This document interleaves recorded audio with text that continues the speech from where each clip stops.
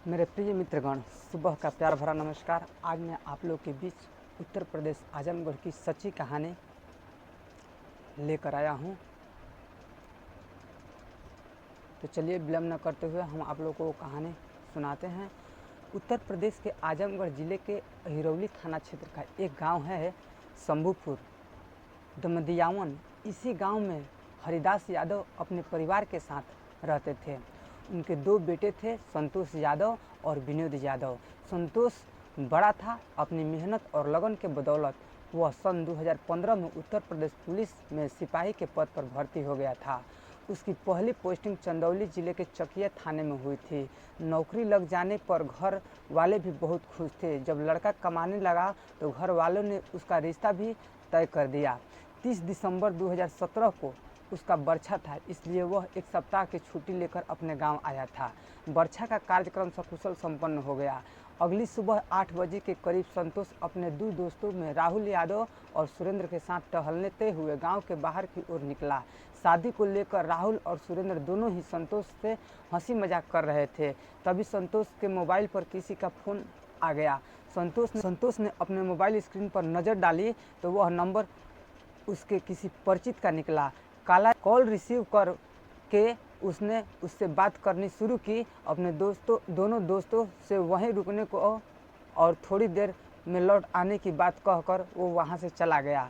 संतोष के इंतज़ार में राहुल और सुरेंद्र वहां काफ़ी देर तक खड़े रहे। जब 2 घंटे बाद भी वह नहीं लौटा तो वो दोनों दोस्त यह सोचकर घर लौट गए कि हो सकता है संतोष अपने घर चला गया हो।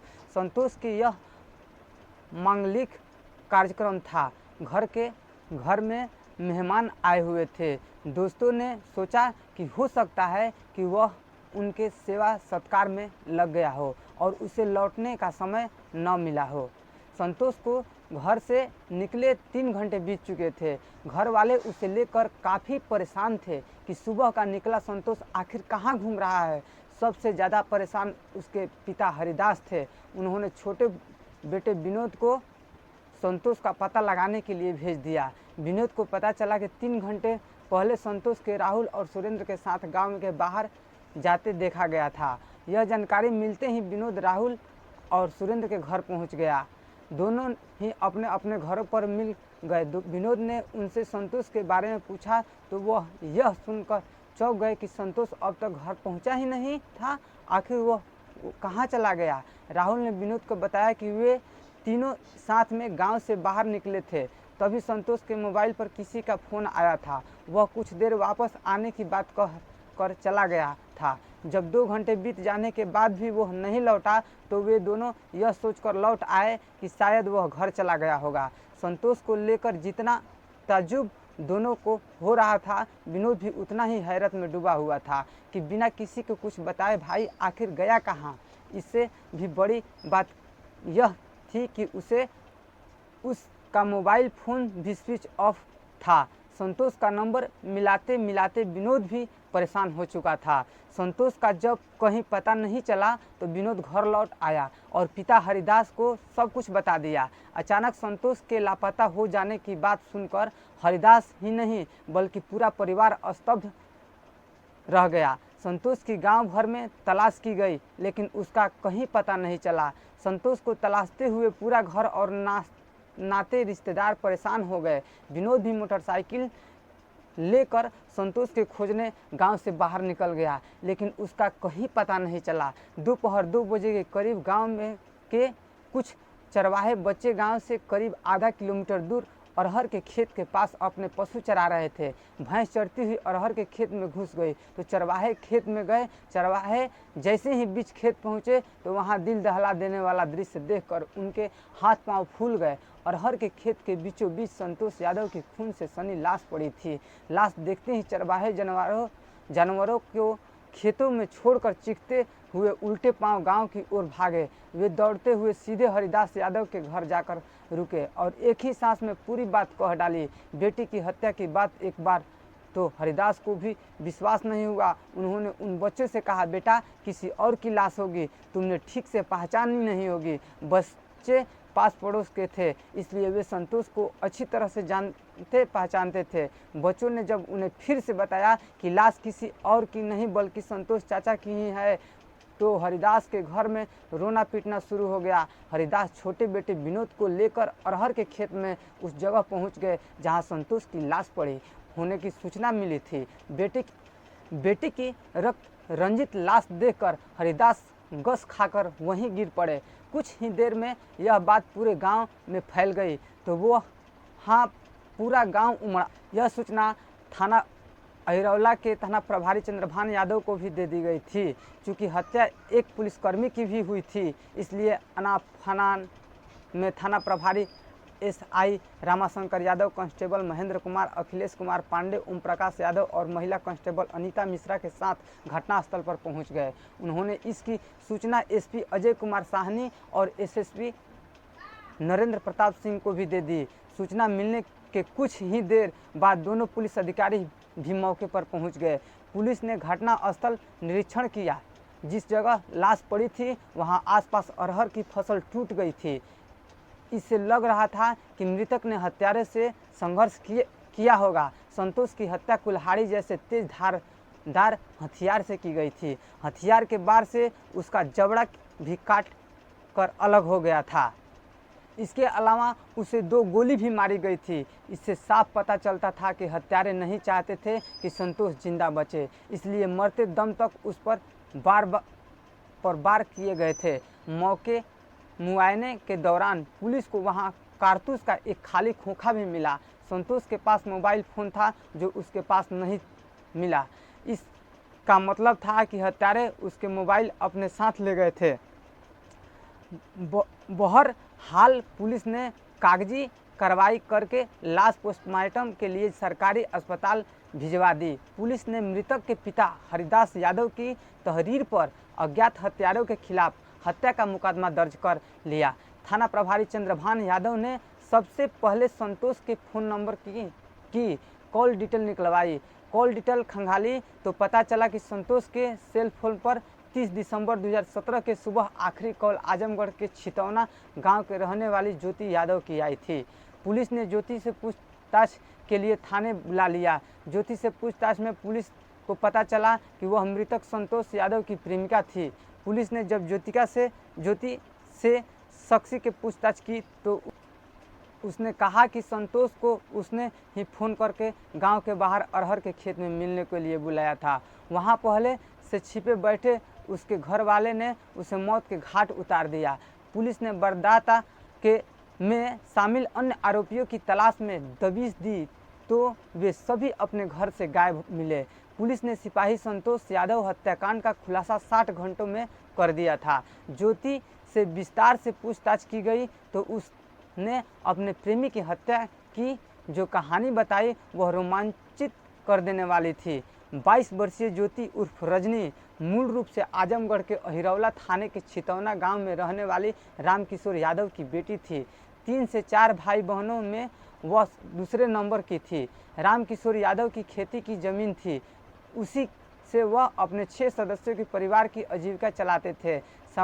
सांवले रंग के और सामान्य कदकाठी वाली ज्योति बिंदास स्वभाव की थी। वह एक बार किसी काम को करने को ठान लेती तो उसे पूरा कर के ही मानती थी। ज्योति ने 12वीं तक पढ़ाई के बाद आगे की पढ़ाई नहीं की। आगे की पढ़ाई में उसका मन ही नहीं लग रहा था। हालांकि माँ बाप ने उसे आगे पढ़ाने की कोशिश की लेकिन उनकी कोशिश बेकार गई।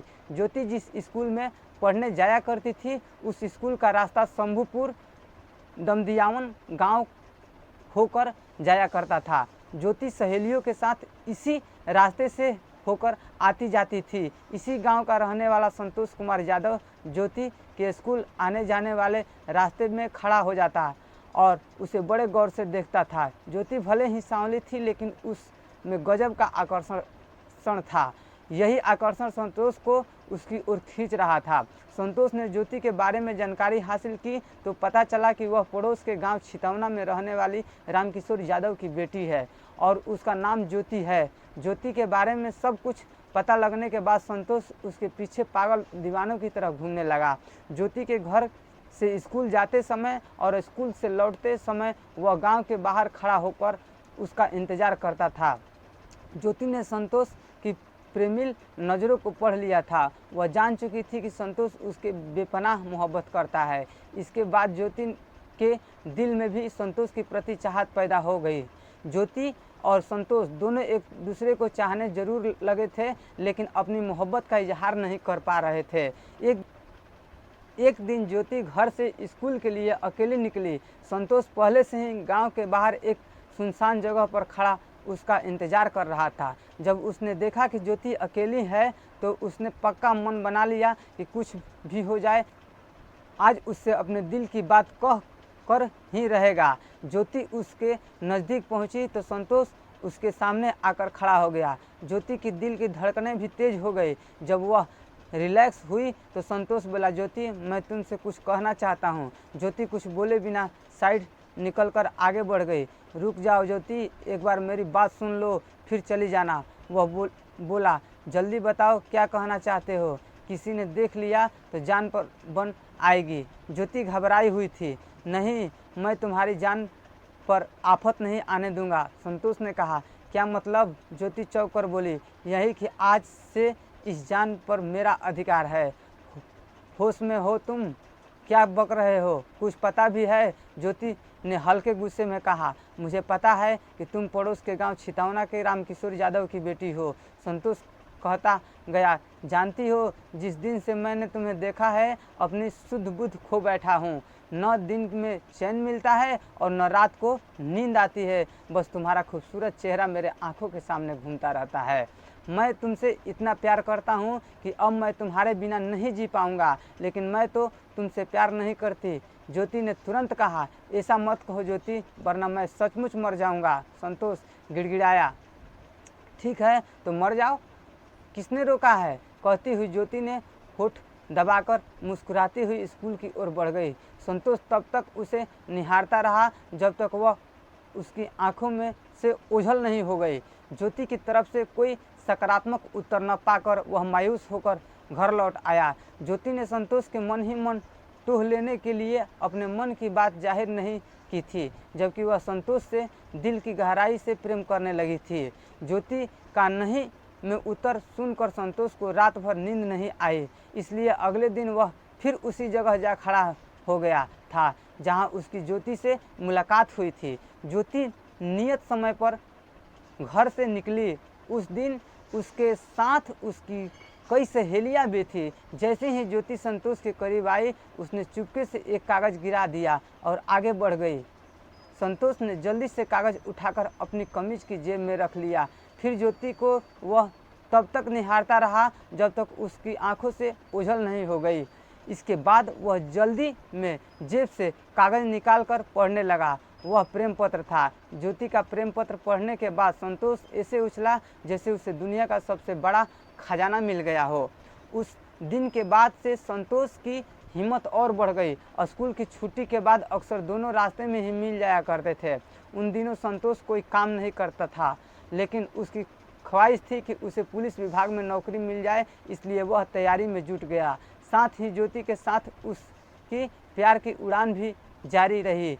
प्यार की बातें चाहे कोई कितना भी छिपाने की कोशिश करे, छिपती नहीं है। लिहाजा इन दोनों के प्रेम के चर्चे दोनों गांवों में होने लगे। उड़ती हुई यह खबर जब ज्योति के पिता रामकिशोर यादव तक पहुंची तो वे गुस्से से उबल पड़े। उन्होंने ज्योति का घर से बाहर निकलना बंद कर दिया। इतना ही नहीं, रामकिशोर ने शंभूपुर दमदियावन पहुंचकर संतोष के पिता हरिप्रसाद से शिकायत की। उन्होंने कहा, आप अपने बेटे संतोष को संभाल लें, वह मेरी बेटी की स्कूल आते जाते पीछा करता है। याद रखो, भविष्य में अगर उसने मेरी बेटी से मिलने की कोशिश की तो उसका अंजाम बहुत बुरा होगा। ठीक से समझ लो, मैं अपनी मान मर्यादा और इज्जत से किसी के भी खिलवाड़ नहीं करने दूंगा। हरिप्रसाद को बेटे की करतूतों के बारे में पता चला तो उन्होंने बड़ा दुख हुआ। उन्होंने जब संतोष को यह बात पूछी तो उसने सब सच सच बता दिया। हरिप्रसाद ने उसे समझाया कि पहले वह अपने भविष्य को देखे, नौकरी की तैयारी करे, समय आने पर वह किसी अच्छी लड़की से उसकी शादी करा देंगे। पिता ने संतोष को ठीक से समझाया तो उस पर उनकी बातों का गहरा असर हुआ, लिहाजा वह अपने भविष्य की तैयारी में जुट गया। उसकी मेहनत रंग लाई और उसकी नौकरी उत्तर प्रदेश पुलिस में सिपाही के पद पर लग गई। सन 2015 में उसकी चंदौली जिले में के चकिया थाने में पहली पोस्टिंग हुई। ये बात उसने सबसे पहले ज्योति को बताई। यहाँ यह बताना जरूरी है कि रामकिशोर ने भले ही संतोष के पिता को धमकी दी थी, लेकिन संतोष और ज्योति पर इसका कोई खास असर नहीं हुआ। वे दोनों फ़ोन के जरिए एक दूसरे के करीब बने रहे। संतोष ने ज्योति को विश्वास दिलाया कि कुछ भी हो जाए लेकिन वह शादी उसी से करेगा। यह सुनकर ज्योति काफ़ी खुश थी। उसने मां के जरिए यह बात अपने पिता और परिवार वाले तक पहुंचा दी। उसकी यह कोशिश रंग लाई और उसका परिवार संतोष से उसकी शादी कराने के लिए राजी हो गया। एक तो संतोष को सरकारी नौकरी मिल गई चुकी थी, दूसरे दोनों एक ही जाति बिरादरी के थे। जब पूरा परिवार एक मात हो गया तो रामकिशोर बेटी का रिश्ता लेकर हरिप्रसाद के पास गए और कहा कि पुरानी बातें भूलकर नए रिश्ते जोड़ते हैं। हरिप्रसाद रामकिशोर की धमकी को भूले नहीं थे। दूसरे संतोष भी पिता के पक्ष में आ गया था, इसलिए हरिप्रसाद ने रिश्ते से इनकार कर दिया। उसने पिता से कह दिया कि वह उसी लड़की से शादी करेगा जिससे वह चाहेगा। रामकिशोर शादी का प्रस्ताव ठुकराए जाने के बाद घर लौट गए। संतोष 2 साल तक ज्योति का दैहिक शोषण करता रहा था, उसे धोखे में रखा था। अंत में उसने ज्योति से शादी करने से साफ मना कर दिया था। उसने ज्योति से साफ कह दिया था कि घर वाले के दबाव में उसे कहीं और शादी करनी पड़ रही है। वह भी किसी अच्छे से लड़के से शादी कर ले। नहीं हुई। उसने रो कर माँ के सामने सारी सच्चाई खोल दी। यह बात जब रामकिशोर और उसके बेटे सर्वेश को पता चली तो गुस्से के मारे उनके तन बदन में आग सी लग गई। दोनों ने फैसला किया कि जिसने ज्योति की ज़िंदगी बर्बाद की है उसे किसी और लड़के से शादी नहीं करने देंगे। उसने जो गुनाह किया है उसे उसकी सज़ा ज़रूर मिलनी चाहिए। इस बीच सर्वेश को सूचना मिल गई थी कि 29 दिसंबर 2017 को संतोष का बर्छा होने वाला है। इस कार्यक्रम में वह गांव आएगा। संतोष 28 दिसंबर को एक सप्ताह की छुट्टी लेकर घर आया। तय कार्यक्रम के मुताबिक 29 दिसंबर के शाम को संतोष का बर्छा का कार्यक्रम संपन्न हुआ। वह बहुत खुश था। 30 दिसंबर की सुबह संतोष दोस्तों के साथ गांव के बाहर निकला, तभी उसे फ़ोन पर ज्योति का फ़ोन आ गया। उसने संतोष को फ़ोन कर छितौना गांव के अरहर के एक खेत में मिलने को बुलाया। वहां पहले से ही ज्योति के अलावा उसके पिता रामकिशोर, भाई सर्वेश के साथ गांव के मनोज यादव, संजय यादव और आनंद मौजूद थे। संतोष के पहुंचते ही रामकिशोर यादव, संजय यादव और आनंद ने संतोष को दबोच लिया। ज्योति को इन लोगों ने वहां से हटा दिया। गुस्से में सर्वेश ने कुल्हाड़ी से संतोष के चेहरे और गर्दन पर वार करके उसे मौत के घाट उतार दिया। संतोष की हत्या करने के बाद वहां से भागते समय सर्वेश ने कुल्हाड़ी की एक झाड़ी में छिपा दी। सर्वेश संतोष का फ़ोन भी अपने रास्ते में उसने फ़ोन से सिम निकालकर कहीं फेंक दी। ज्योति के गिरफ्तार होने के 15 दिनों के भीतर गांव से एक करके सभी आरोपियों को गिरफ्तार कर लिया गया। सभी आरोपियों ने अपने अपने जुल्म कबूल कर लिए थे। सर्वेश की निशानदेही पर पुलिस ने झाड़ी से कुल्हाड़ी भी बरामद कर ली थी। कथा लिखे जाने तक किसी भी आरोपी का जमानत नहीं हुई थी।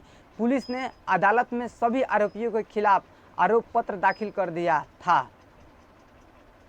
प्लीज़ आप लोगों को कहानी अच्छा लगे तो लाइक शेयर सब्सक्राइब कर दीजिएगा और फिर मिलते हैं अगले वीडियो में।